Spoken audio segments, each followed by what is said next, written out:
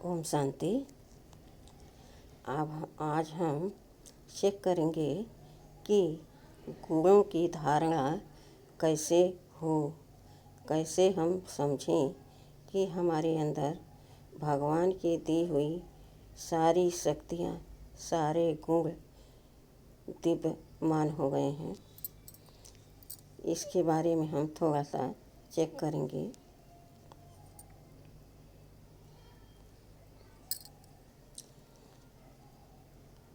परमात्मा में मन हमारा हमेशा लगा है, मन भटकता नहीं है। इसके बारे में हमको चेक करना होगा। कर्म करते हुए, चलते हुए, सब कुछ करते हुए, यहाँ तक कि किसी से बात करते हुए हम अपने आप को आत्मा निश्चय करें और सामने वालों को भी आत्मा निश्चय करके उससे बात करें। तो यह चेकिंग करें कि क्या सदा हम इस स्मृति में रहते हैं जो बाबा ने हमको डायरेक्शन दिया है कि बच्चे तुम निरंतर मुझे याद करो। तुम्हें कोई भारी काम या बोझ लगे तुम्हें, ऐसा कुछ मैं तुम्हें नहीं कह रहा हूँ, मगर यह निश्चय करो, यह मैं तुम्हें डायरेक्शन दे रहा हूँ कि तुम चलते फिरते किसी से बात करते इस स्मृति में रखो कि मैं आत्मा हूँ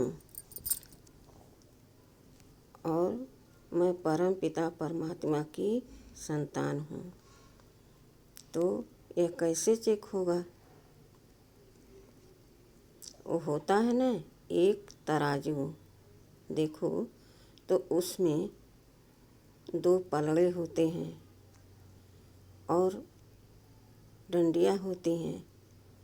उस डंडी के बीच में एक धागा लगा होता है जो एकदम बीच में रहता है और सीधा रहता है, इधर उधर हिलता नहीं। वो अगर हिले तो उसको सही माप नहीं कहा जाएगा।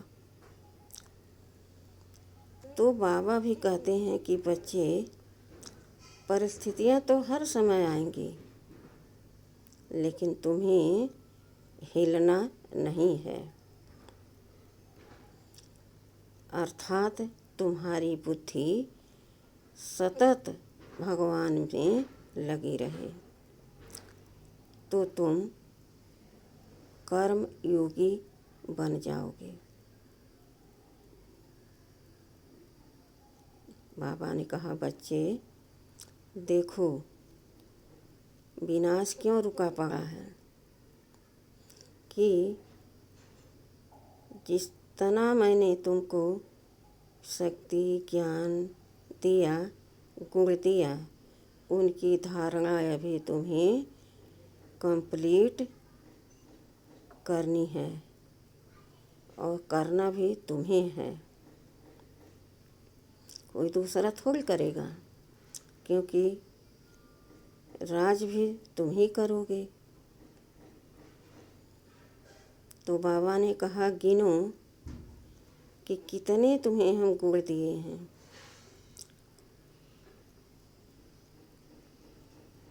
गिनते जाओ।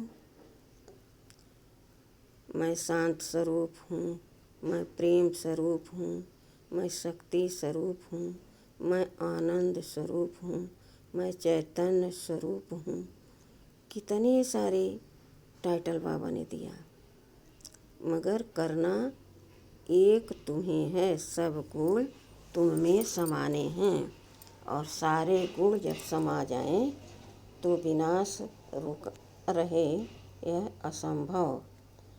केवल तुम्हें तैयार होना है, विनाश होने में देरी नहीं लगेगी। देखो इतने सारे जो यूरोपवासी हैं और के देश के लोग हैं जो बनाए हैं, वो किस लिए बनाए हैं? रखने के लिए थोड़ी बनाए हैं। न उसका अचार डालेंगे, उसको करना तो ख़त्म ही है।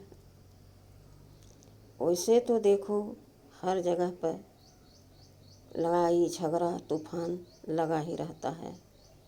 जहाँ देखो तो वहाँ हाथ में बंदूक टांग लेंगे और कहेंगे कोई मेरे सामने आए तो उसको गोलियों से ख़त्म कर दूँगा। विचार करो, अगर उनके हाथ में यह बम से चले गए तो बंदूक तो उनको हाथ से उठाना पड़ता है, गोली भरना पड़ता है, फिर निशाना लगाना पड़ता, फिर चलाना पड़ता है। लेकिन जहाँ बम हाथ में गया वह तो बाल की तरह फेंक देंगे और सारा का सारा भस्म हो जाएगा। तो विनाश की तैयारी तो हो चुकी है। तैयारी किसे करनी है? कंप्लीट किसे होना है? हम आत्मा को। और आत्मा और कुछ नहीं कर सकती, केवल गुण धारण कर सकती है। गुणों के अलावा उसको और कुछ नहीं आना चाहिए, क्योंकि वो लोग तो विनाशी हैं। विनाश विनाश करते रहते हैं, हमेशा लड़ाई ही करते रहते हैं। लेकिन तुम हो तो हमेशा शांति शांति शांति मीठा ही बोलते रहते हो। अंतर है ना दोनों में। बाबा ने कहा, बच्चे तुम देवता बन रहे हो तो तुम अपने को चेक करो, दूसरों को नहीं। चेक हमें अपने आप को करना है। मैंने किसी को दुख तो नहीं दिया, अगर दिया है तो उससे माफ़ी मांग लो, नहीं तो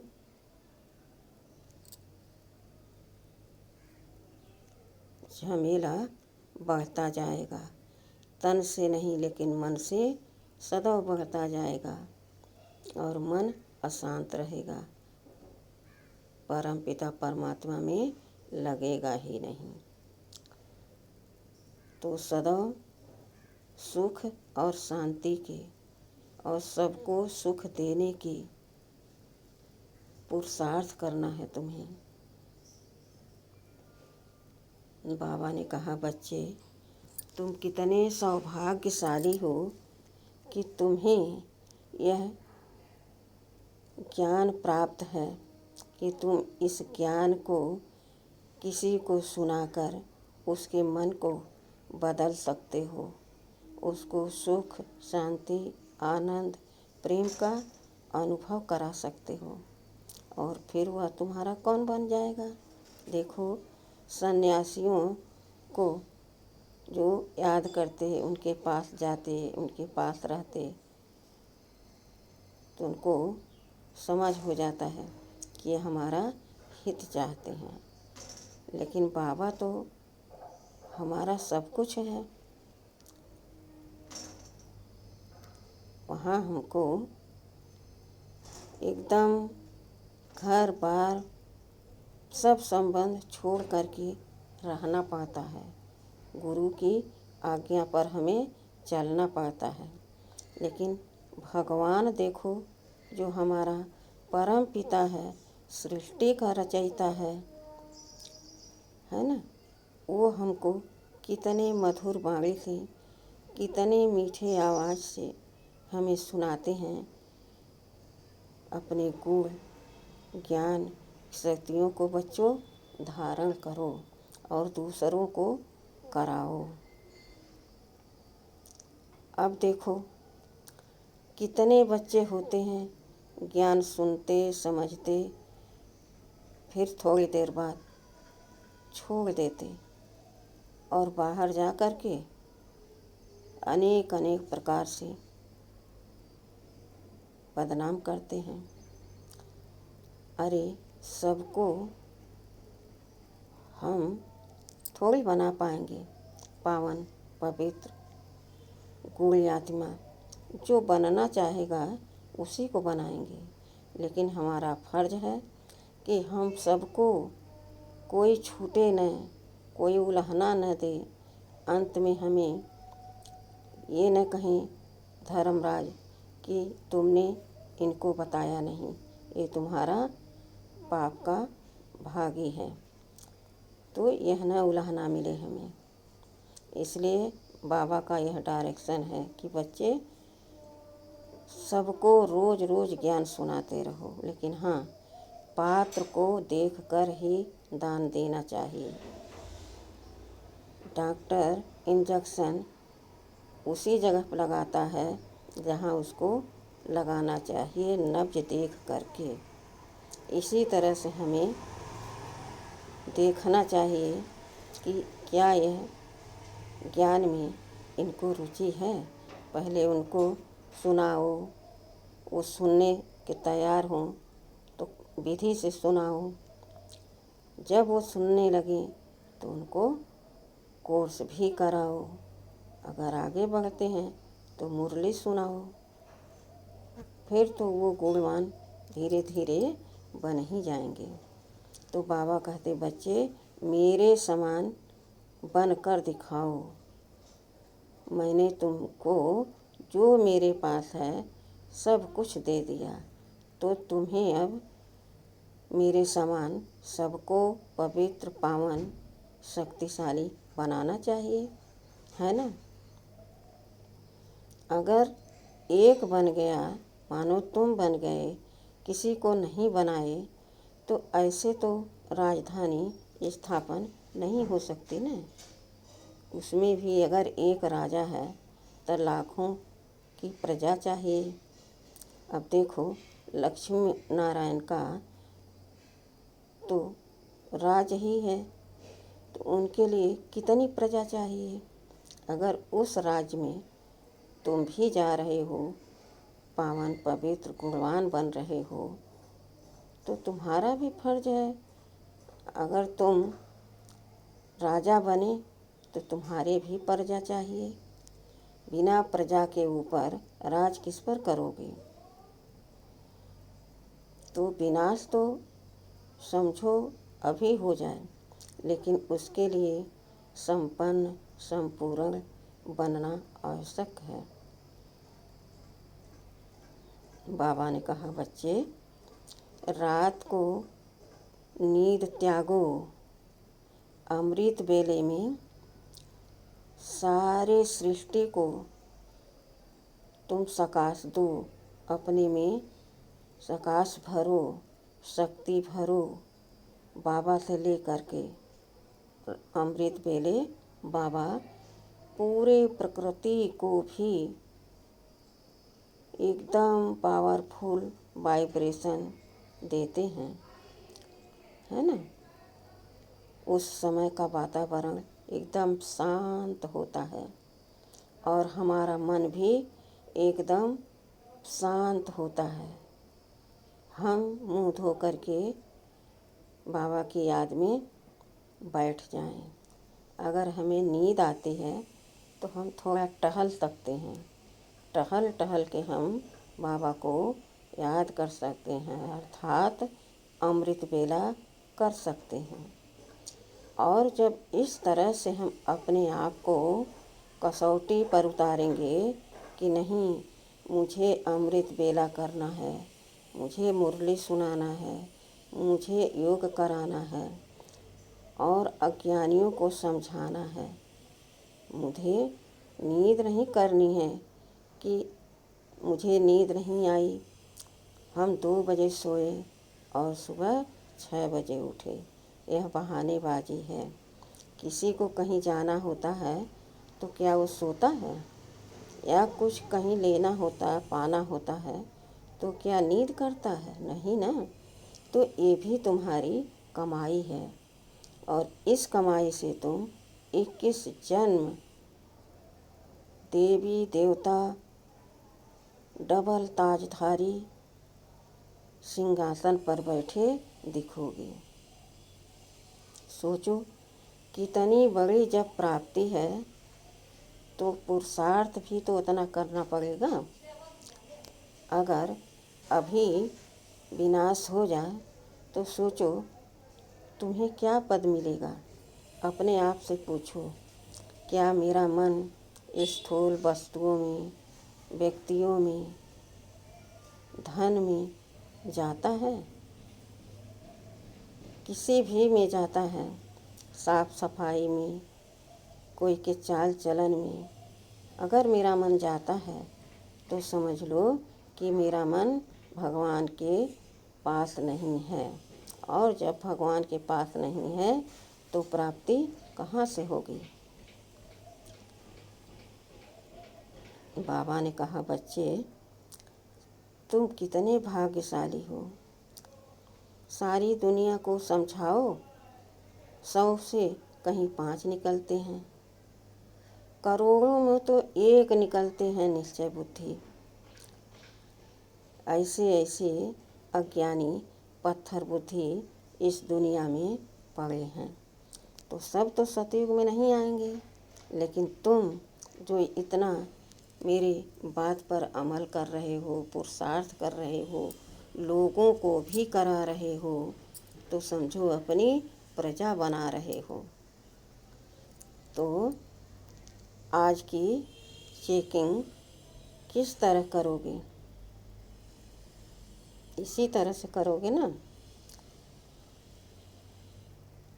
बाबा ने कहा, बच्चे तुम्हें किसी भी बात में फिक्र नहीं करनी चाहिए। कोई ऐसा बोला, कोई ऐसा किया, किसी ने ऐसा काम नहीं किया, मेरी बात नहीं सुनता, ये सब तो ऐसे ही चलते रहते हैं। और ये कोई गुण नहीं है आत्मा के, बल्कि जो हर समय किसी को टोकता रहता है तो वह अच्छा नहीं लगता किसी को, और फिर उसका मन खुद ही अशांत रहने लगता है। तो हमारे में मन कहाँ से लगेगा? और जब हमारे में मन नहीं लगेगा तो पद भ्रष्ट हो जाएगा। क्या आप चाहते हो कि तुम पद्मा पदम पति न बनो? नहीं बच्चे, तुम अपने ऊपर रहम करो।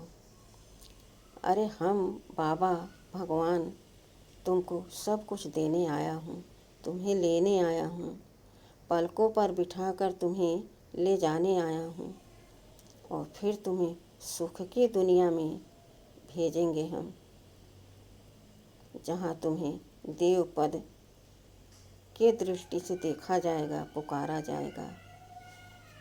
तो कितनी बड़ी कमाई है।